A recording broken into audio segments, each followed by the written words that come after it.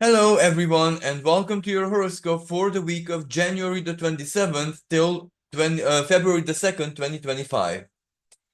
This is gonna be quite a special week because we have so much empowerment in the sky. Of course, the usual is gonna stay with us. That's not a big question mark there. So, yes. However, besides the usual, we do have moments of very, very strong empowerment, preparation for the rest of the year, because this is going to be a really tough year, important and impactful, especially in the breakthrough sense. Because the previous years had a lot of breakthrough in them, don't get me wrong. Maybe in a certain way more than 2025. However, those were more like mental, where something inside of us, for some people, the mind, other people, emotional world, their emotional self, others more like soul energy, others more like deeper spirit.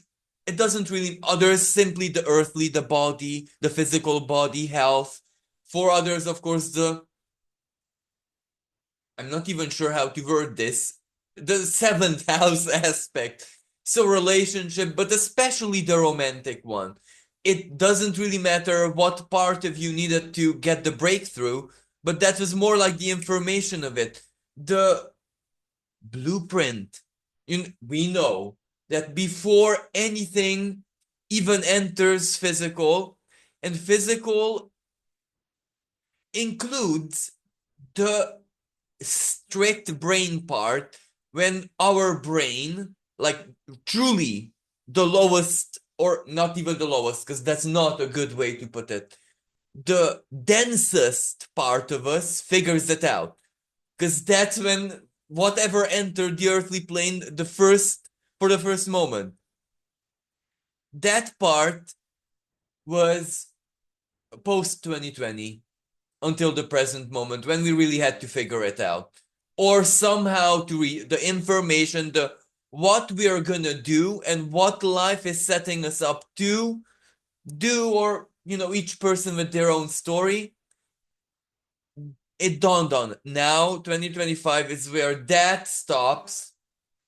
So the figuring out, the drawing board, the purging, anything, the preparation stops.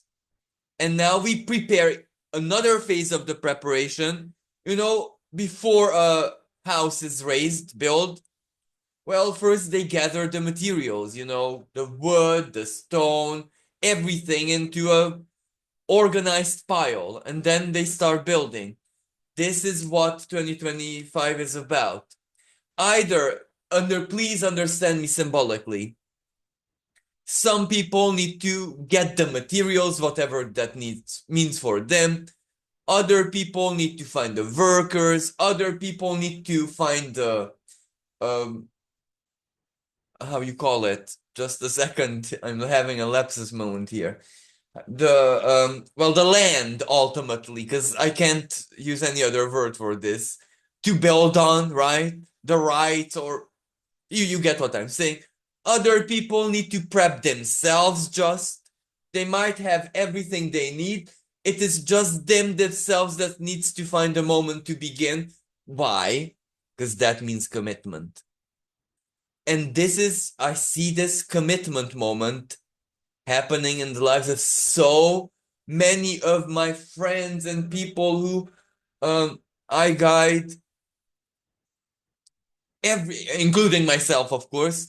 Everyone is having the moment right now as we speak, even as you're listening to this, when making the commitment inside. Yep, I'm gonna be doing this for real now. Yep, I'm ready, because not because I feel ready, because everything in my life just shows that I'm actually ready, so I'm ready.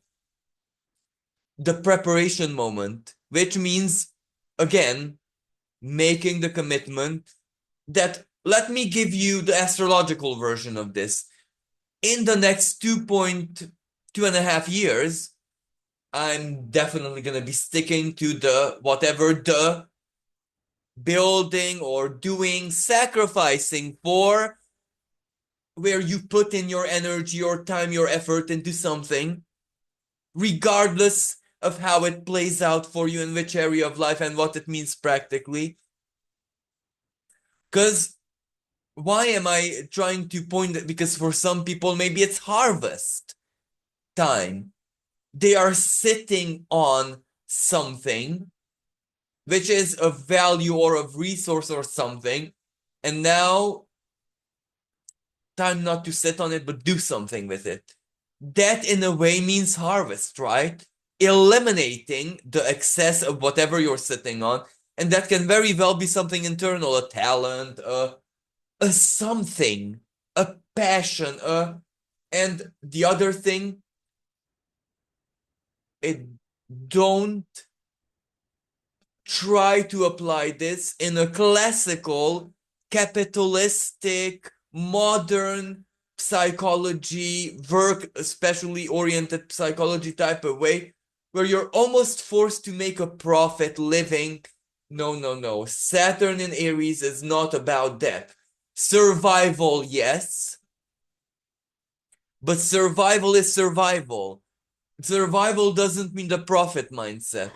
Survival is die um like jumping into it and not the nitty-gritty, the little details, the capitalistic part doesn't matter anymore, just the sheer survival. I have a goal, a skill, a talent, a power, a passion, a will, something, and I'm gonna prove it. I'm gonna do it. I'm gonna survive ultimately. So that is what the Aries energy supports very much. Not the Capricorn. Cardinal, Aries and Cardinal square, right? So not the Capricorn expression, where even Capricorn bows to the ram when change is needed, right? So this type of passion I'm speaking about, or productivity, or creativity, or a dream, a will, a purpose, a something that, as I said earlier, in the past 5 years, let's say, it just became part of your, like an invisible friend in childhood. You can't see it, it's not there really. It's almost to the extent of impossible in in the years following 2020, right? But maybe not anymore. Maybe now the invisible friend is not as invisible anymore. Because that idea, that inspiration, that breakthrough, that personal upgrade, the dream, actually, this is, I found the word here, revolution, big like a revolution so big that it takes Uranus in Taurus. But in 2025, Uranus in Taurus is wrapping its mission in Taurus up. So you can imagine. And the events of last September will reflect back on all of us and collectively as well. And we all know what kind of brewed and stirred and was in the air. World leaders and the Capricorn and Taurus expression wise last September. So that, but besides that, this is when truly that personal breakthrough, the revolution, well, it has to be, well, executed or made real or embodied or stepped into or believed or whatever that means to you. So again, a massive preparation moment, because in 2026, even in 2025, but realistically in 2026, Uranus says goodbye to Taurus and starts its transit in the sign of Gemini. So 2025 is going to give us a taster of that as well, because towards this, in the summer, Uranus will leave the sign of Taurus and enter into the briefly into the sign of Gemini. And I don't really want to make this horoscope about that, because we are far from that still. But it will really upgrade our way of thinking, our mindset into the non-modern. No. Gemini, you might think that, well, it's technology oriented and modern oriented, and yes, sorry, when the world is starved of death, but when the world is vomiting of death, then Gemini turns into its other expression, the duality, common, sheer, non-modern, common, the common sense, which is the same in any day and age. It was in the Stone Age the same, Middle Ages, 1800s, 10 years ago today, and in the future. Because we exist in nature regardless of what we collectively delude ourselves. You know what I mean? We still live in nature. So that means we have a basic given for granted, taken for granted, actually given to be taken for granted, common sense, the gift of nature.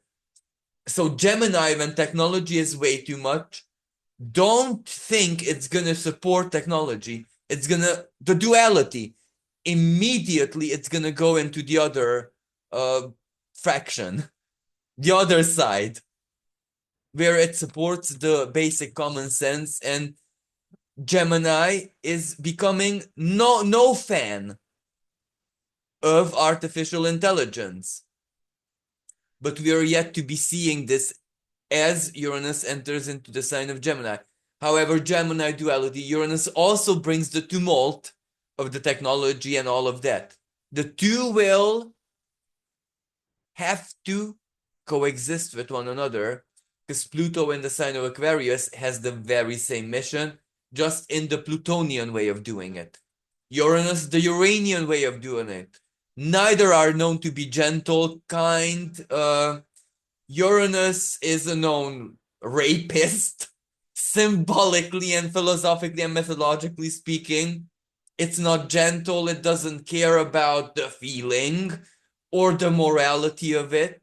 So in Gemini, it will somehow highlight this aspect of technology where there's no morality in it. So it cannot replace humans morally in certain jobs, even though it will do a trillion better job than a human being. But for the sheer fact of the Gemini factor, morality inside of the heart of a human being, some jobs cannot be replaced by anything because it needs soul. That's what Gemini will be about for the next 7 years in 2026 onwards. So I'm so sorry again for this, but we need to know, because this is one of those weeks. This week is going to be a big reminder of what I just said. Why? Uranus stands still in the sky, meaning that it's amping up, including inside of us, because Uranus is also our central nervous system, the anxiety, the Schumann resonance, the neurons that are burning strong electrical energy inside of us, and also the neurons that do not like electricity. Our human neurons are bullied, harassed by sheer electricity. Like, for example, and I'm not, by no means am I judging here, and I would like to deeply apologize to Kelly or basically anyone out there for offending the female spirit. But I just want to say, I'm not judging here, but like people who can easily,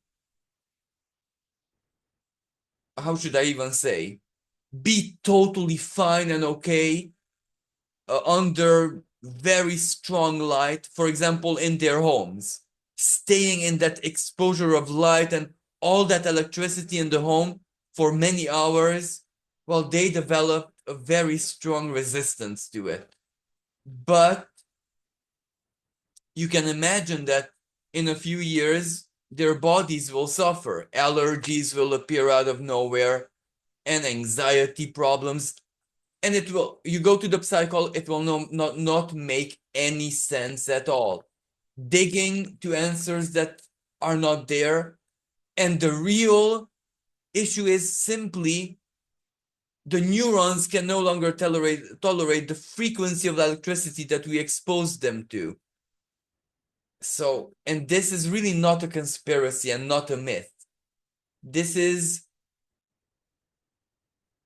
real. So that's why I'm saying that Gemini is gonna point this out. All of these things that we do not know yet, or we don't see them as dangerous as they are, because Uranus is in a way danger, the awareness of danger, like a volcanic eruption that was brewing for years before it erupted. That's how Uranus operates. The danger lurks there. The moment of catastrophe is just the awareness moment that, yep, well, this had to happen. And this was the moment. That's Uranus, the surprise. So in Gemini, an air sign where it's powerful, strong, it amps up the ruler of Gemini for the next 7 years, Mercury, because Uranus is the higher octave of Mercury, upgrades Mercury itself. So you can imagine this is big energy.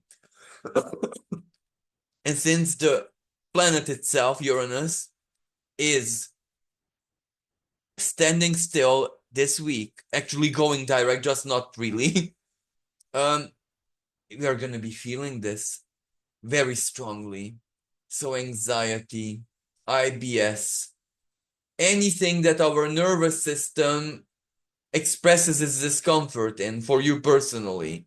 Rashes, there's so many respiratory diseases going around right now, and this is also because air, right? The air energy.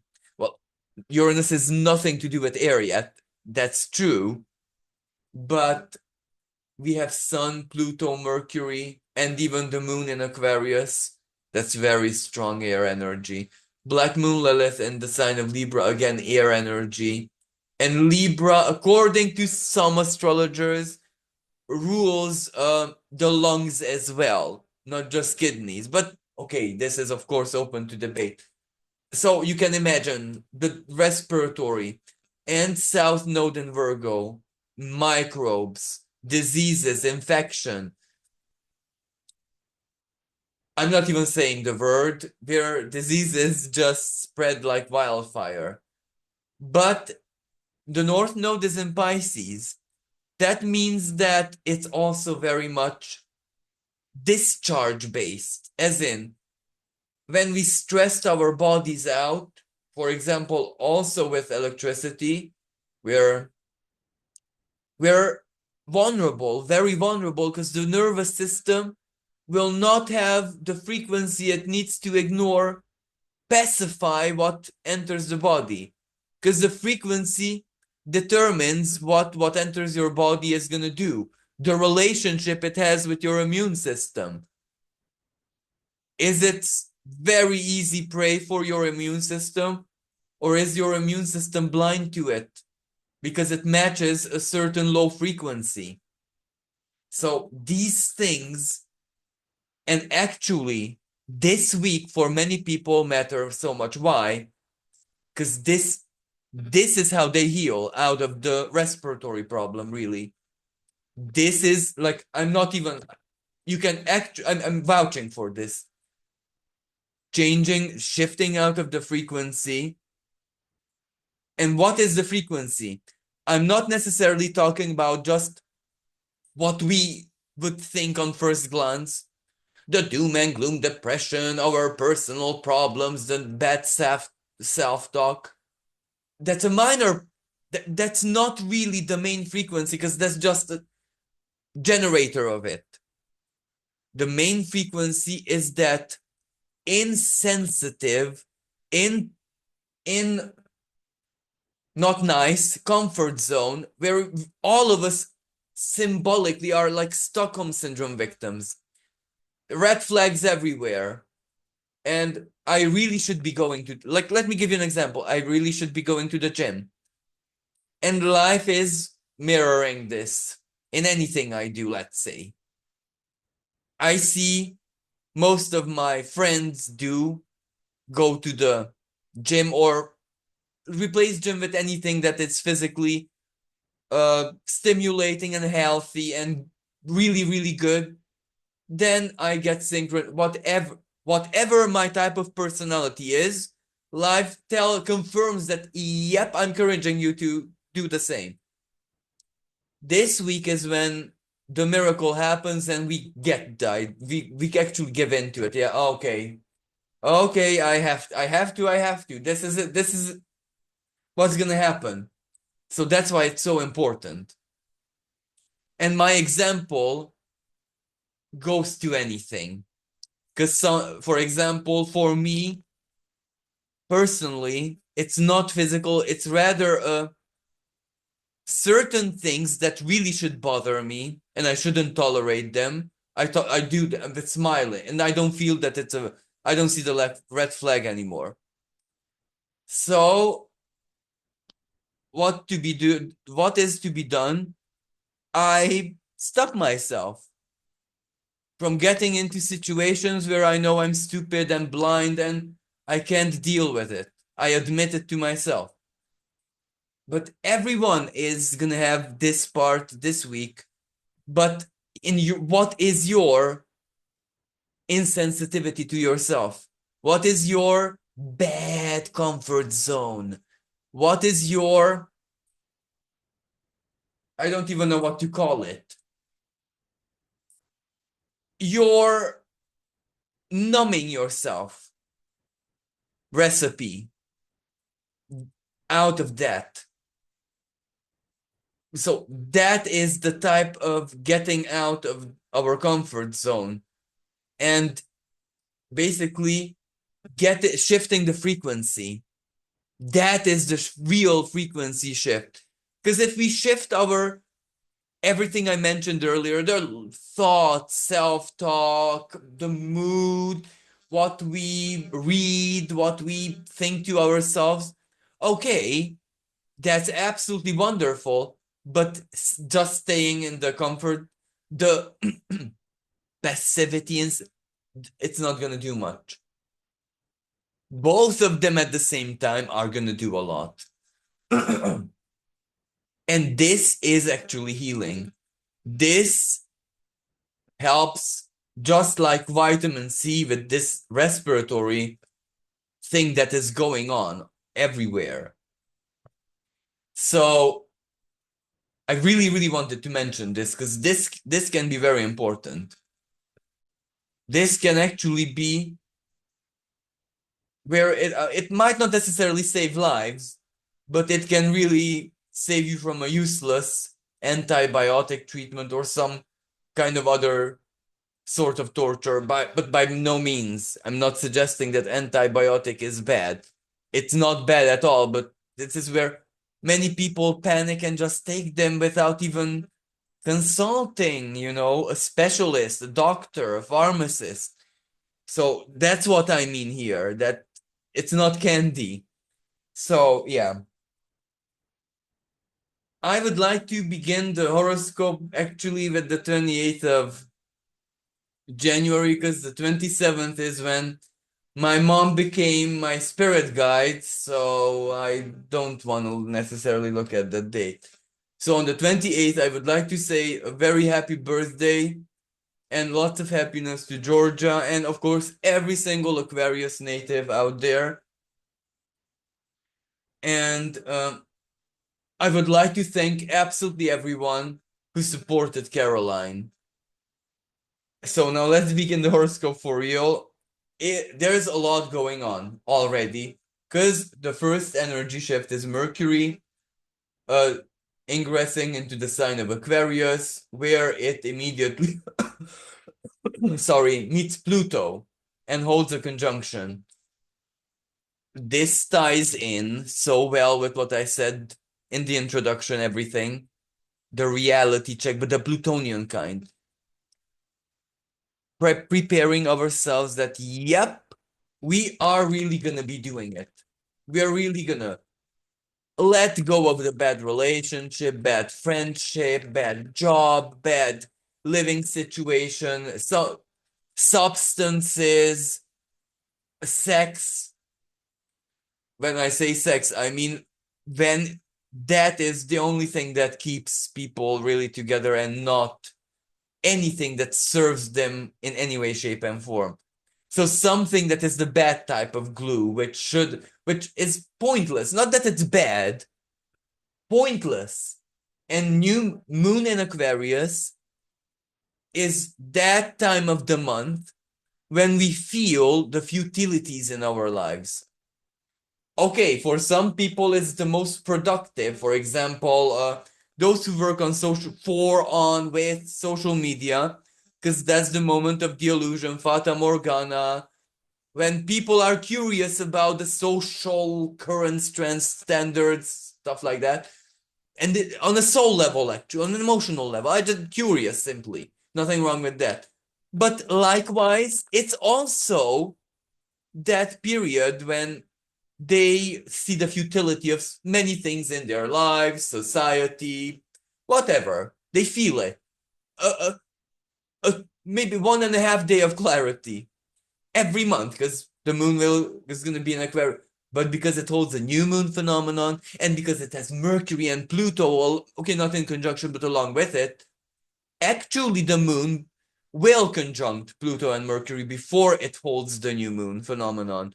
So clarity, truth, reality, and higher thinking.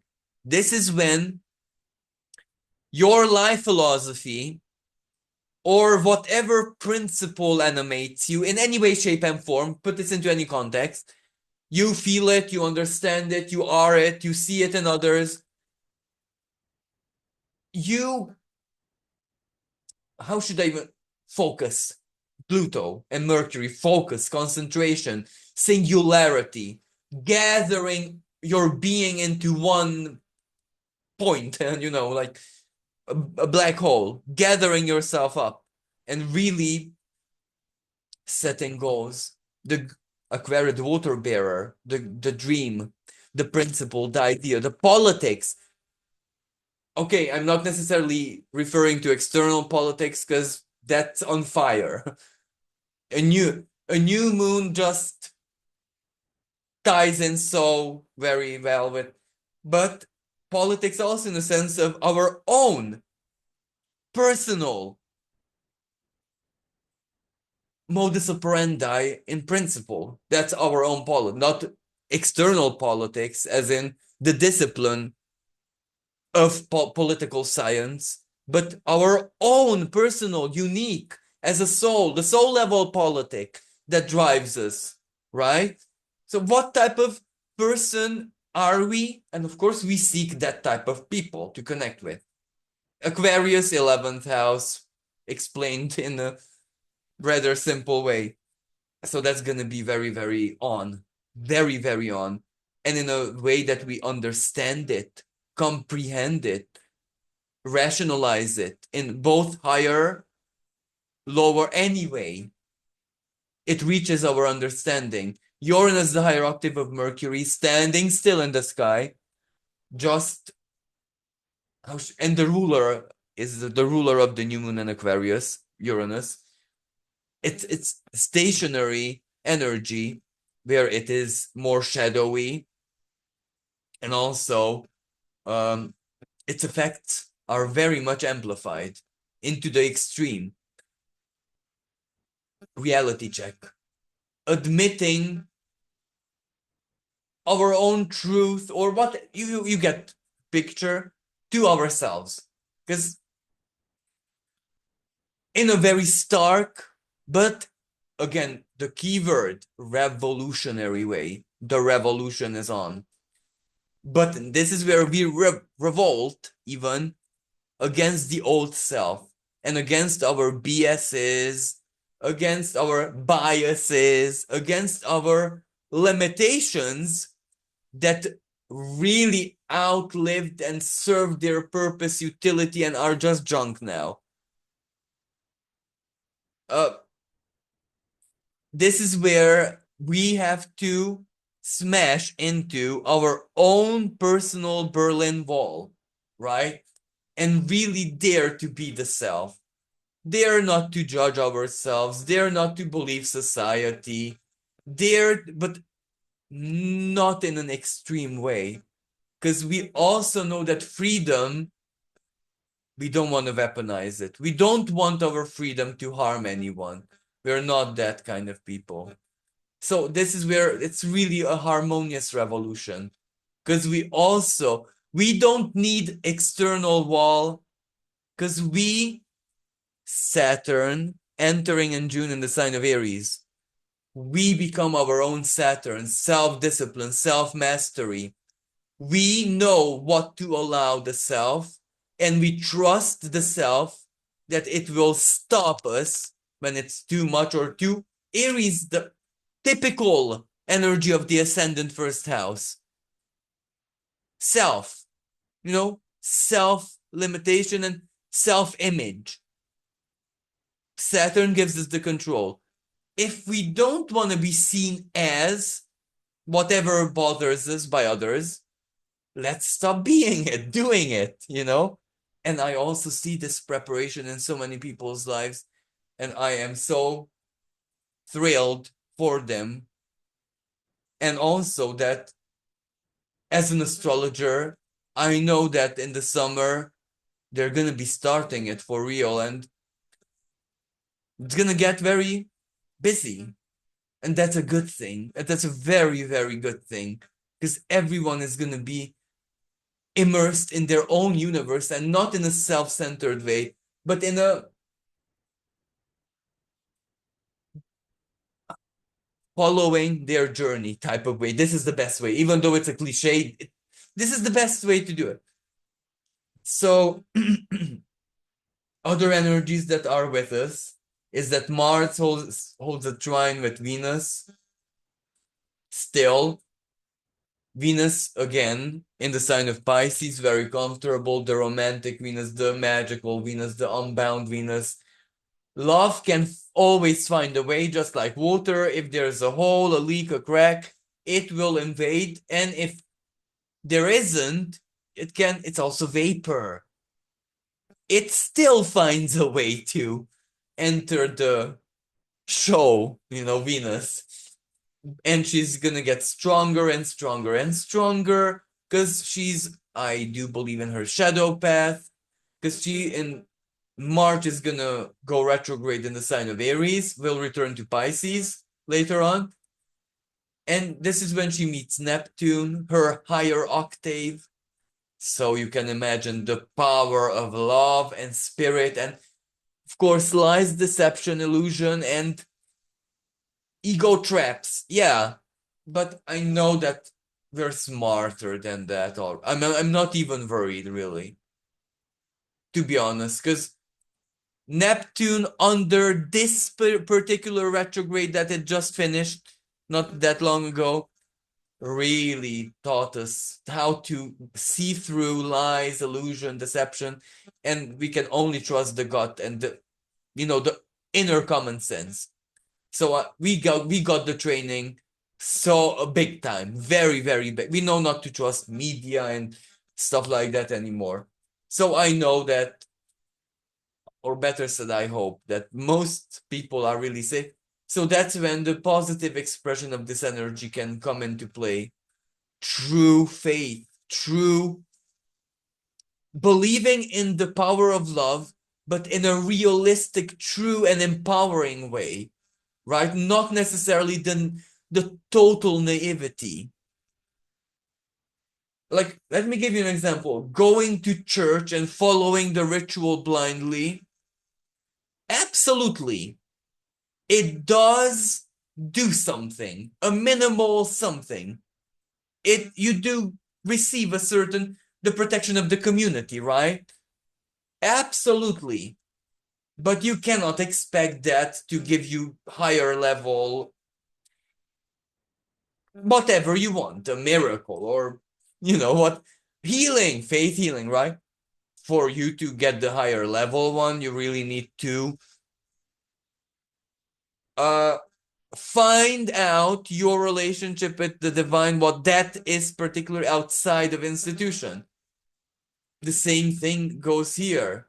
This is the moment when we're outside of institutions, so we know how to operate. We know what to do. We can trust. And by this, I'm seeing this play out in the lives of people that I know. Their unconscious is really smart and wise, and they're following their feelings. And this is where they might come to me and tell me, I must tell you something, but don't laugh at me. This is my feeling. And they tell me, and after they finish, I say, this is exactly, if I would be reading your chart, what I would tell you that would be the guidance for you to do it this year or whatever. You already know it. You felt it. You dreamt it, or you already know it. So what more can I say? Trust it. So that's exactly what I'm saying to all of us. Trust it. Because this is when the gut, the inner, the instinctual is highly, not just wise. It received downloads. So Mercury in Aquarius, and that's Mercury in Aquarius is also good for science. Science will shock us this week without a shadow of a doubt. Mars trine Venus, and later on, much, much later on, it will rehold its trine with Neptune.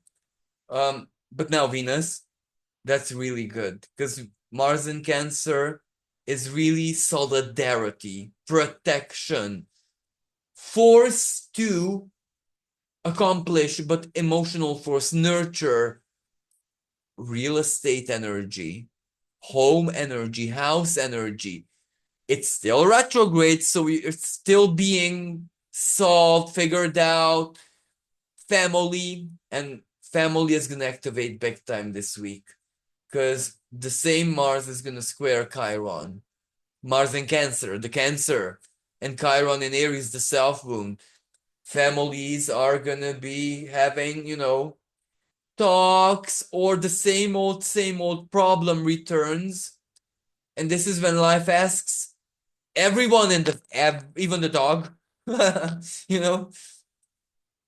what did you learn all through the winter as an end of autumn? Actually, this is only my hemisphere, so sorry. I shouldn't really be using the seasons because on the other hemisphere, it's totally. So please, when I say autumn, winter, stuff like that, know to put it in the context in your hemisphere.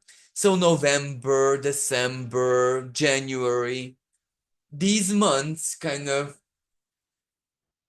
taught us or led us to wisdom and personal know-how on how to solve the same old family problems, family dynamics, the irritants, the what is keeping the family in the quagmire, in the quicksand, debt, whatever that is, the house problem, the job problem, the time problem, the physical contact problem, some problem there usually always is, or parents, extended family karma, absolutely. On one hand, Venus retrograde, when she re-enters Pisces much later on in April, I think, well, she's gonna go through the shadow, right? So it will really in Pisces stir up the past. It has good intended with Neptune and Saturn. It wants to heal, make things right, stuff like that. But it's still going to be stirred up, and tears of release, tears of water. So usually when Venus conjuncts Neptune, there's this big hype in the perfume industry. Needless to say, music industry and any other very Neptunian type of art. even Venusian type of art, so beauty industry. Mercury in Aquarius, whatever is spreading like wildfire, so poetry, anything that is beauty and fantasy and appeals, but also compassion, also faith, power of love, magic. So there, as I said at the very beginning, there is a lot of empowerment in the air, in the sky. This is where we, like a sponge, suck in as much energy of this empowerment, the love of others, love and support of family, anything good and honey and any positivity that life gives us, like a sponge, fill our beings with it, because that is like us being the camel, and the hump on the back is the nutrient that will get us through rougher times. For some people, it's money even. If the, I don't know, financial breakthrough or a sum of money or whatever comes, put it in the piggy bank, please. Neptune in the sign of Pisces. Conjunct Neptune. Well, Pisces is dual, right? And the North Node is where you get there. Pisces is the dream. So, well, let's say you receive a sum of money. Uranus will sextile this energy. That's why I'm preparing us for it. Neptune with the North Node gives you the chance to fulfill some, how should I say, need of yours, but that might be optional. You could delay it. It's not, set in stone that you have to. You can simply put it in the piggy bank. That's the other. Neither is good or bad choice, because both of them will serve you, but in different times and in different ways. So this is where I personally, the person that I am, would put it in the piggy bank. So that's why I give this advice. But this is where the wisdom of your being has to tell you what to do, because sometimes healing, or to someone to muster up creativity, courage, love, whatever you want, will need a happy moment.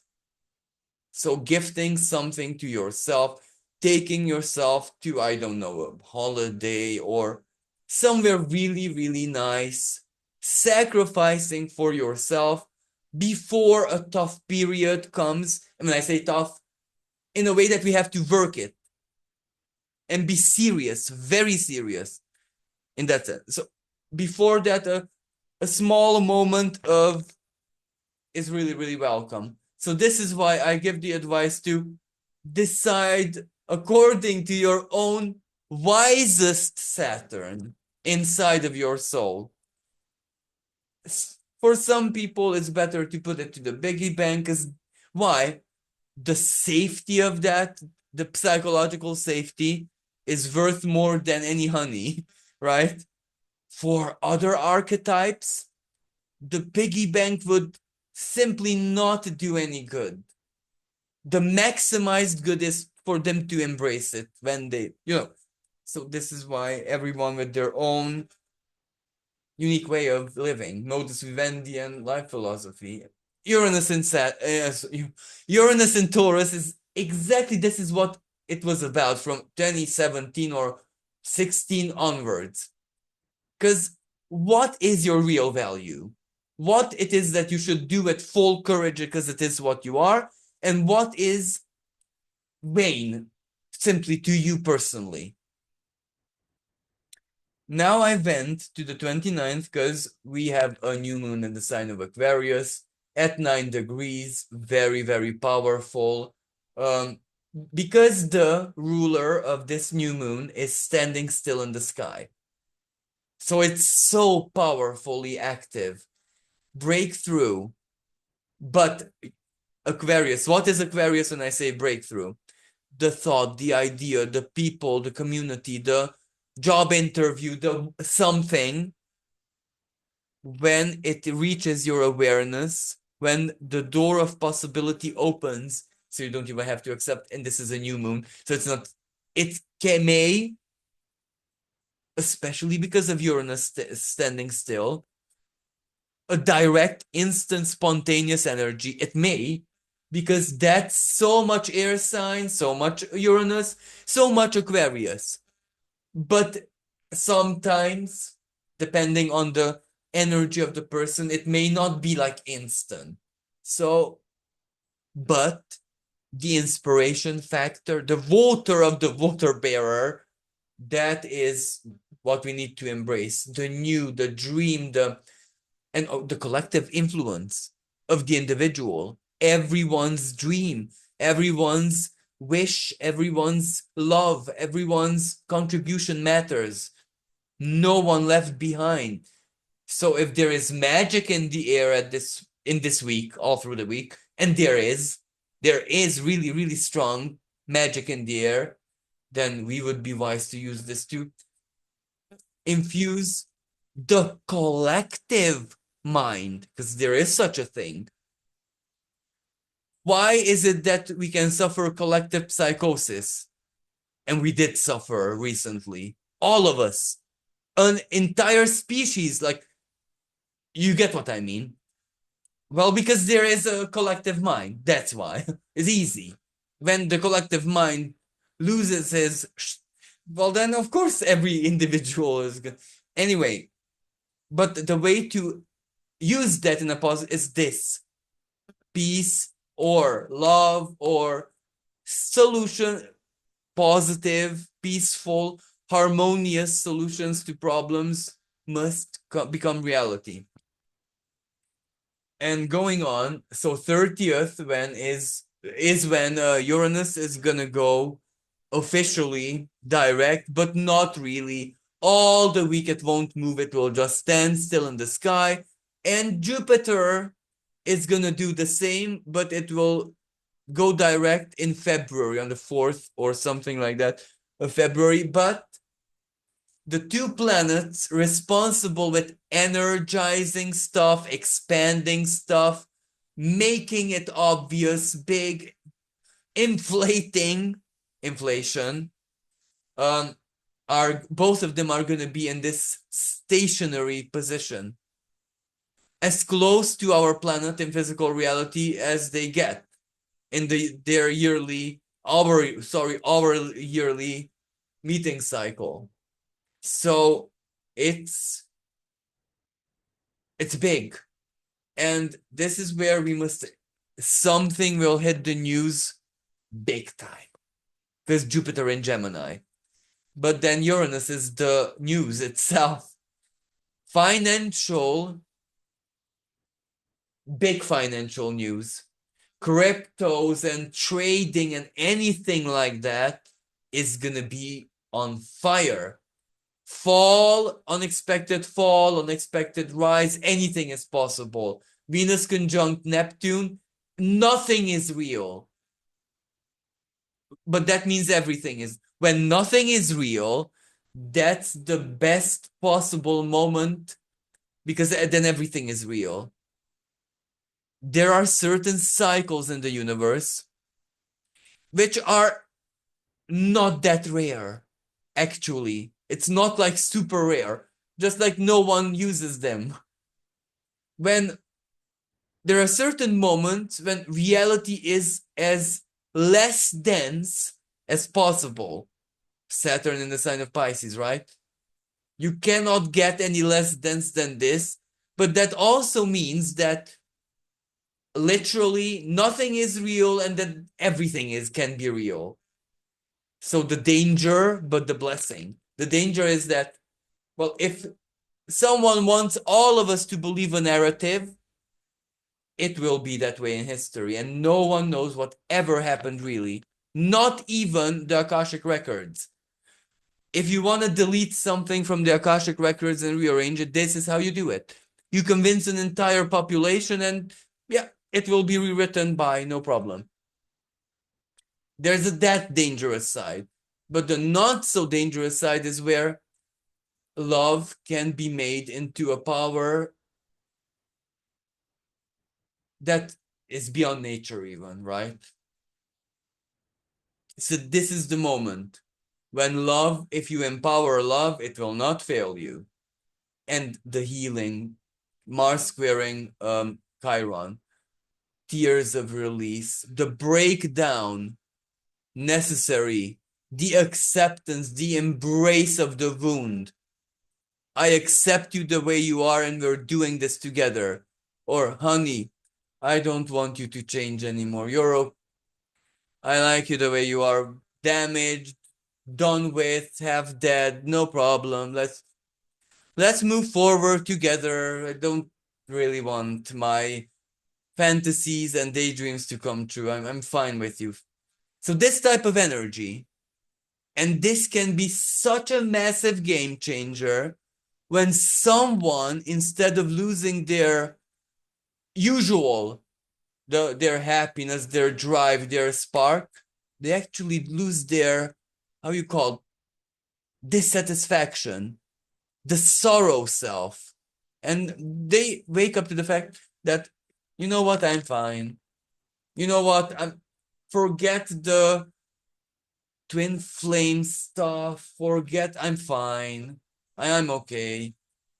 I think I can manage to move forward with this man or woman, whoever the other half is, as damaged, as silly, as something as they are. This is when the wound is accepted. And that moment is the most powerful one, because that's better than the moment you got married. That's better than the moment you actually saw each other, love at first, whatever. This is bigger, more important, and more beautiful in the eyes of the divine. Accepting one another damaged mutually, of course, not one side. No. Mutual, right? Not because one-sided is not healthy at all. Mutual acceptance, that's what I'm talking about. That is one of the most powerful and beautiful moments. Maybe, we're not really here to conquer the stars and Star Trek and know all. We're just here for that. To give another soul the moment of ultimate acceptance, because that is what is the enlightenment that they speak of. Really, not the technology, not conquering the stars, not even astrology. Because astrology dissects the mystery of life too, right? So astrology was not what it was today. Before the Uranian era, before the 1700s, it was science. It did the same thing as science does today. That's not the Renaissance. The astrology in the Renaissance opposed the Renaissance. It said it's a freak of nature and the work of the devil. It was, but so was who said it. So how can we judge each other, right? If we want everything in our life is a work of the devil, and the same thing is the opposite true. Nothing is, because the devil is just a frequency of how innocence or judgment is it. Innocence is where it cannot have any power because it's innocent. So you get what I mean. Anything that wants to dissect aggressively the mystery, the magic, the love of life, and give it just to the mind, may that be astrology, tarot, science, someone's intuition or instinct, used in a precise matter to solve the mystery, enigma of life, well, that is a dissective force. And it's not necessarily something gentle, welcomed by Mother Nature.